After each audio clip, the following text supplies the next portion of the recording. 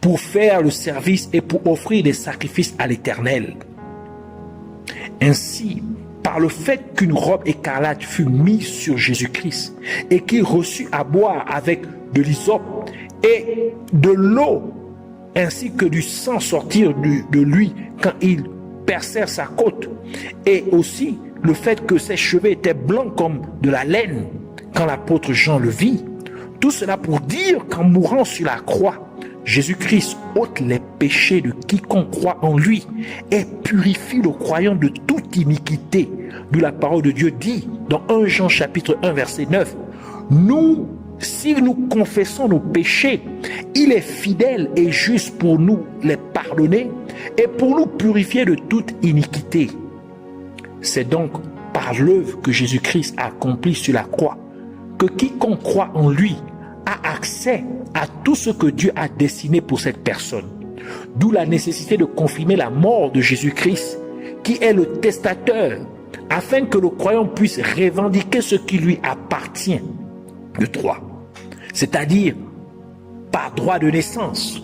D'où Jésus-Christ a parlé de la nouvelle naissance, que quiconque croit en lui reçoit, faisant ainsi de cette personne un héritier de Dieu. Jean chapitre 3 verset 3 qui dit, Jésus lui répondit, et en vérité, je te le dis, si un homme ne naît de nouveau, il ne peut voir le royaume de Dieu. En d'autres termes, il ne peut hériter le royaume de Dieu. Donc il ne peut recevoir les biens du royaume en tant qu'héritier. Ainsi, la parole de Dieu parle de deux types de témoignages pour attester de la mort de Jésus-Christ.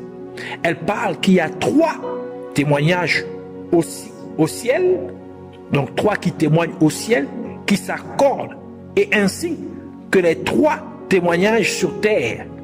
Tous attestent que Jésus-Christ était Dieu, qui était Dieu venu physiquement sur terre et est mort pour nous afin de nous donner la vie éternelle. 1 Jean chapitre 5 verset 7 à 11 en version Osterwald qui dit, car il y en a trois qui rendent témoignage dans le ciel, le Père, la parole et le Saint-Esprit.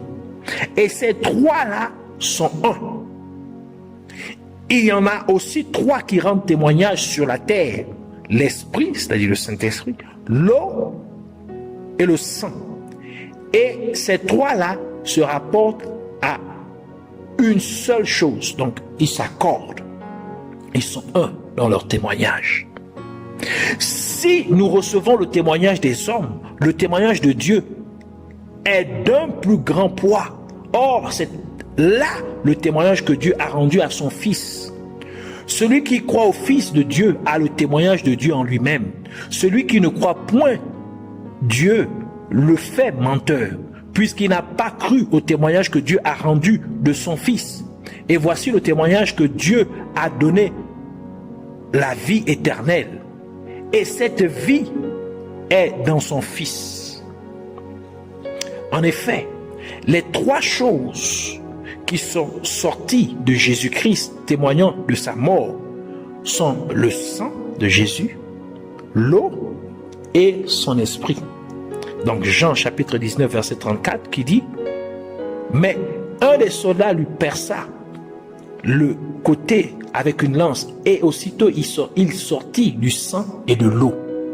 Luc chapitre 23 verset 46 qui dit, Jésus s'écria d'une voix forte, Père, je remets mon esprit en tes mains. Et en disant ces paroles, il expira. En d'autres termes, il mourut. Donc, en vérité, les trois témoignages sur la terre sont le sang, l'eau et l'esprit. Donc, ces trois choses qui sortirent de Jésus-Christ. Son sang, l'eau et l'esprit qui remit, son esprit qui remit à Dieu le Père. La raison pour laquelle la mort de Jésus-Christ était impérative est que c'est la mort de Jésus-Christ qui nous donne accès à l'héritage de Dieu. Ainsi, la confirmation de la mort de Jésus-Christ est cruciale à cet égard, car il est le testateur, celui qui possède l'héritage, ainsi que celui qui a écrit le testament, qui dit ce que doit être hérité, car Jésus-Christ est la parole de Dieu. Donc, en d'autres termes, il est ce qui est écrit dans le Testament. Et ici, nous avons l'Ancien et le Nouveau Testament. Et Jésus-Christ est aussi Dieu manifesté dans la chair, donc sous forme physique humaine. Jean chapitre 1, verset 1 à 3 qui dit, et verset 12 à 14 qui disent, au commencement était la parole, et la parole était avec Dieu, et la parole était Dieu, et elle était au commencement avec Dieu. Toutes choses ont été faites par elle, et rien de ce qui a été fait n'a été fait sans elle. Verset 12. Mais à tous ceux qui l'ont reçu, à tous ceux qui croient en son nom, elle a donné le pouvoir de devenir enfants de Dieu, lesquels sont nés non du sang, ni de la volonté de la chair, ni de la volonté de l'homme, mais de Dieu.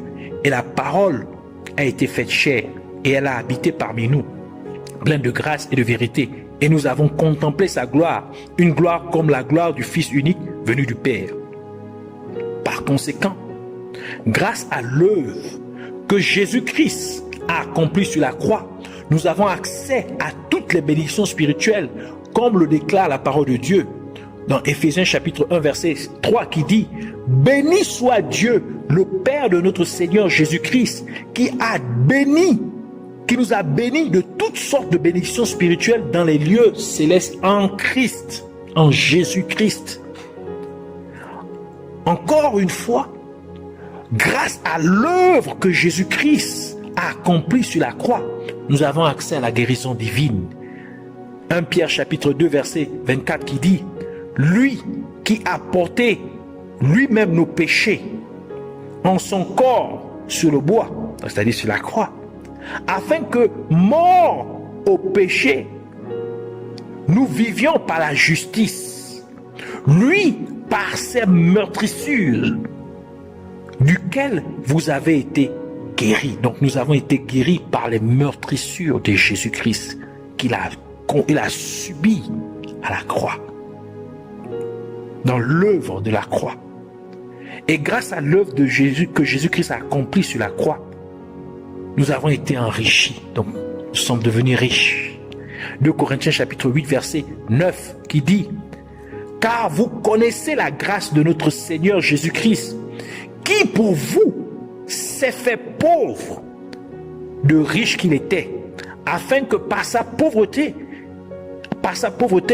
vous fussiez enrichis. » Donc, nous avons accès aux richesses à cause de l'œuvre de la croix que Jésus-Christ a accomplie.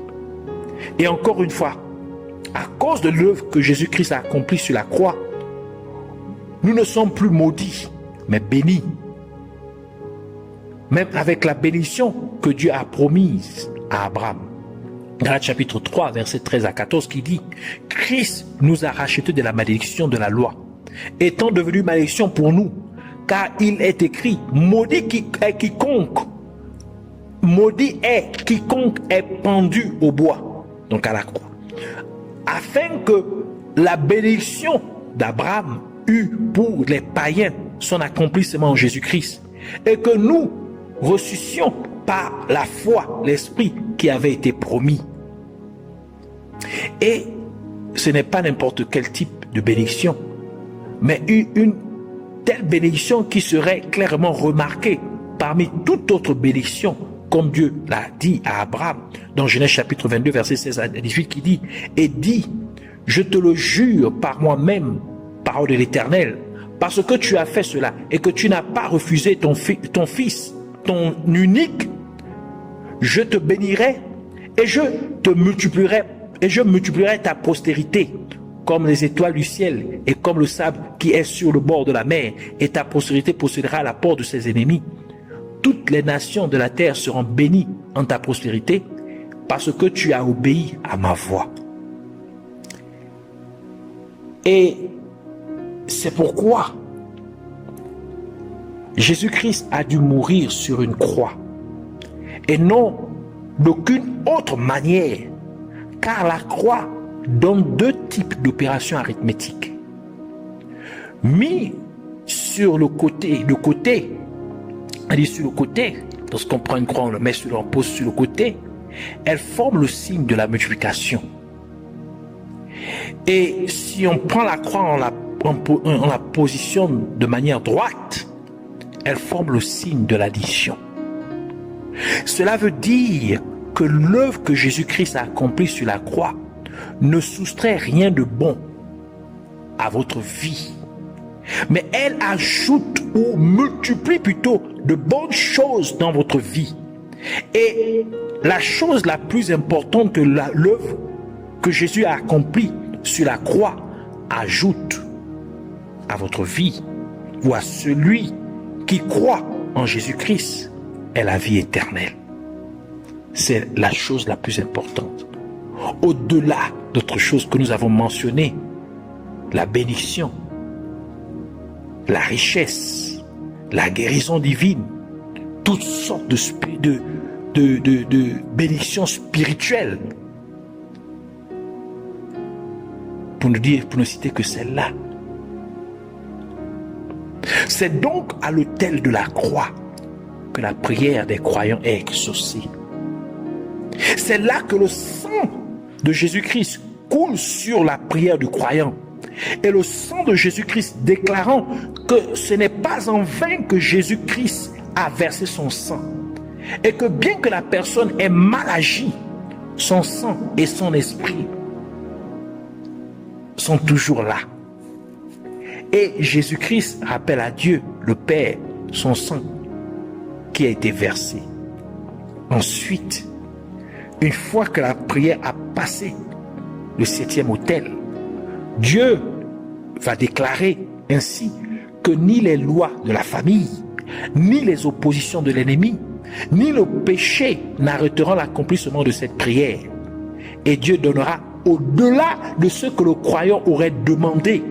D'où la parole de Dieu dit dans Éphésiens chapitre 3 versets 20 à 21. Or, à celui qui peut faire par la puissance qui agit en nous infiniment au-delà de tout ce que nous demandons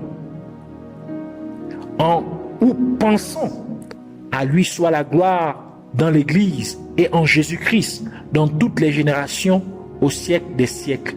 Amen.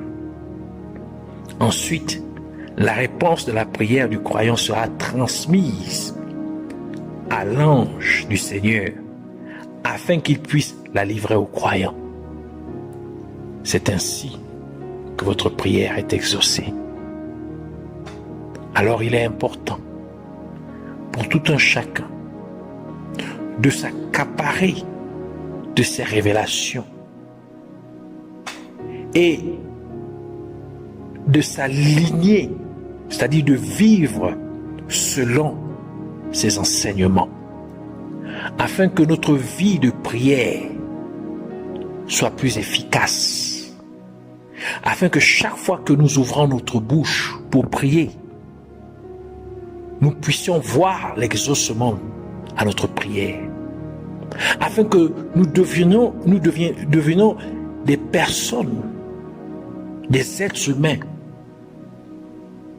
extraordinaires qui sortent de l'ordinaire, en d'autres termes. Car c'est à cela que Dieu nous a appelés. Que nous soyons des instruments entre les mains de Dieu chaque fois que nous ouvrons nos bouches pour prononcer des paroles de prière. Que des choses formidables, des choses qui sortent du commun puissent se produire. Alors, c'est ici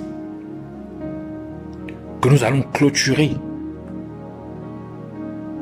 cet enseignement sur les mystères de la prière. Alors nous allons prier, premièrement pour remercier Dieu au nom de Jésus-Christ pour sa parole. Nous allons prier pour demander à Dieu au nom de Jésus-Christ d'avoir pitié de chaque être humain pour chaque fois que nous avons méprisé l'œuvre que Jésus-Christ a accomplie sur la croix. Nous allons prier aussi au nom de Jésus-Christ pour demander à Dieu de faire en sorte que chaque être humain puisse bénéficier pleinement de toute l'œuvre que Jésus-Christ a accomplie à la croix de Golgotha. Prions pour remercier Dieu d'avoir exaucé ainsi nos prières. Alors joins-toi à moi et prions ensemble. Père éternel, Dieu de gloire, Dieu saint, Dieu tout-puissant, Dieu de merveille, toi qui nous aimes tant, de l'amour infini, merci Seigneur pour ta gloire, pour ta bonté, ta fidélité. Merci de nous avoir équipés, révélé ces mystères, Seigneur, de ta création. Nous venons à toi et nous venons nous humilier au devant de toi, implorant, Seigneur, ta miséricorde. Car, Seigneur, ce que tu as accompli à la croix est tellement grand. Et à cause de notre ignorance, à maintes reprises, nous sommes venus à mépriser cette œuvre que tu as accomplie à la croix. Ainsi nous te prions. Aie pitié de l'humanité. Aie pitié de chaque être humain.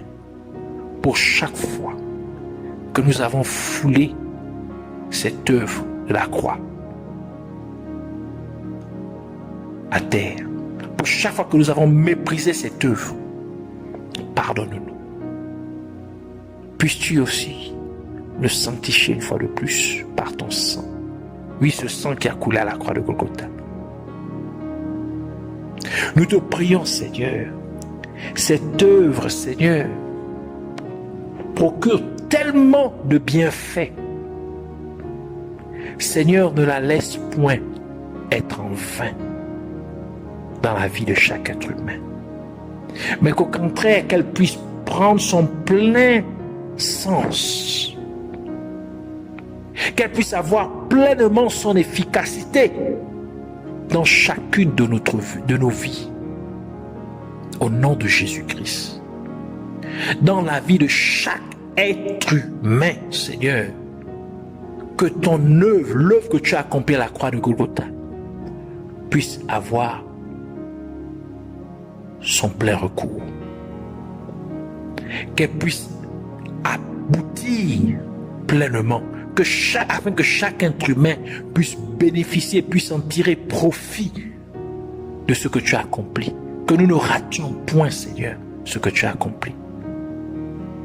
Tu es mort, tu as versé ton sang, tu as accompli, Seigneur, ce qui était écrit, Seigneur, à ton sujet. Tu as dit, tu es venu accomplir la loi. C'est pourquoi tu t'es attelé de faire exactement ce qui était écrit. Ce que le grand prêtre devait faire, toi, notre souverain sacrificateur, tu l'as fait. Oui, Seigneur, non pas dans un temple fait de mains humaines, mais dans le tabernacle céleste lui-même, dans le ciel lui-même, tu l'as accompli. Seigneur, ce n'est pas en vain que cette œuvre ait pleinement son sens, afin que nous puissions maintenant rentrer dans notre héritage. Que tu puisses donner, Seigneur, que ton Église maintenant puisse avoir la victoire sur le champ de bataille contre les forces des ténèbres, au nom de Jésus-Christ. Seigneur, nous le déclarons maintenant.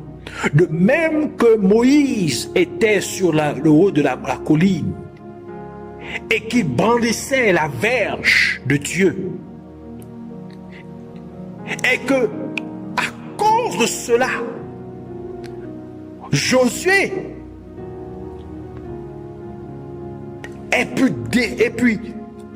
vaincre les Amalécites sur le champ de bataille. Nous déclarons et nous proclamons que nous avons la victoire en tant que ton Église sur les forces des ténèbres au nom de Jésus-Christ. Et à cause de l'œuvre que tu as accomplie à la croix de Golgotha, nous déclarons maintenant que nous rentrons en possession, Seigneur, de ce qui nous appartient, de ce que, Seigneur, tu nous as légué comme héritage. Car tu es mort, toi qui as écrit le testament, toi qui étais le testateur. Tu es mort afin que nous puissions rentrer, Seigneur, en possession de ce qui est écrit dans le testament. Ainsi, nous proclamons au nom de Jésus-Christ que nous acquérons maintenant toutes sortes de bénédictions spirituelles que tu as placées pour nous dans les lieux célestes au nom de Jésus-Christ. Que la puissance de ton Esprit Saint soit nôtre, que les dons du Saint-Esprit soient nôtres, que les dons du ministère soient nôtres, au nom de Jésus-Christ. C'est pourquoi nous proclamons maintenant qu'il y ait, Seigneur mon Dieu, Père, une émancipation du ministère, des ministères à travers le monde, des dons spirituels à travers le monde. Au nom de Jésus, nous voyons maintenant, Seigneur, ces dons se manifester dans tous les recoins dans tous les coins et les recoins du monde entier. Au nom de Jésus, la manifestation tangible de ta puissance au nom de Jésus-Christ. Nous déclarons, Seigneur, que nous sommes guéris maintenant par tes meurtrissures. Nous avons la guérison à tous les niveaux, sur le plan spirituel, sur le plan physique, au nom de Jésus, sur le plan moral, mental, émotionnel, à quelconque niveau. Nous avons la guérison maintenant, au nom de Jésus. Toute maladie, Seigneur, est vaincue. Une fois pour toutes, au nom de Jésus-Christ. Et nous proclamons que nous sommes bénis. La malédiction n'a plus son effet sur nos vies. Quelle que soit la malédiction générationnelle, quelle que soit la malédiction due à notre passé, quel que soit, Seigneur, ce que l'ennemi a pu prononcer comme malédiction, n'a aucun effet, car Jésus-Christ s'est fait malédiction afin que nous soyons bénis. Par conséquent, nous déclarons cette bénédiction maintenant matérialisée dans nos vies au nom de Jésus. Et puisque tu t'es fait pauvre, toi qui étais riche, tu t'es fait pauvre afin que nous soyons riches. Nous déclarons maintenant, Seigneur, que cette richesse est manifeste. Nous refusons toute pauvreté, Seigneur, dans ton Église, afin que, Seigneur, ton Église maintenant puisse sponsoriser, Seigneur, l'avènement de ton évangile. Seigneur, la propagation de ton évangile. Oui, Seigneur, cet évangile même qui est la puissance de Dieu pour ceux qui croient, qu'elle soit propagée dans tous les coins du monde. Le véritable évangile, pas une falsification, Seigneur, au nom de Jésus. Que ton Église prospère à tous égards au nom de Jésus-Christ. Merci, Seigneur. Nous rejetons, nous bannissons maintenant toute forme de malédiction, de pauvreté, toute forme de pauvreté au nom de Jésus-Christ. Tout manquement, Seigneur, matériel et financier, nous bannissons cela au nom de Jésus, car tu t'es fait pauvre afin que nous soyons riches. Merci, Seigneur, d'avoir exaucé notre prière et de faire au-delà de ce que nous avons demandé. Car, Seigneur, tu fais au-delà de ce que nous demandons ou nous pensons. Tu fais infiniment. Nous déclarons maintenant, Seigneur, que la prière de l'humanité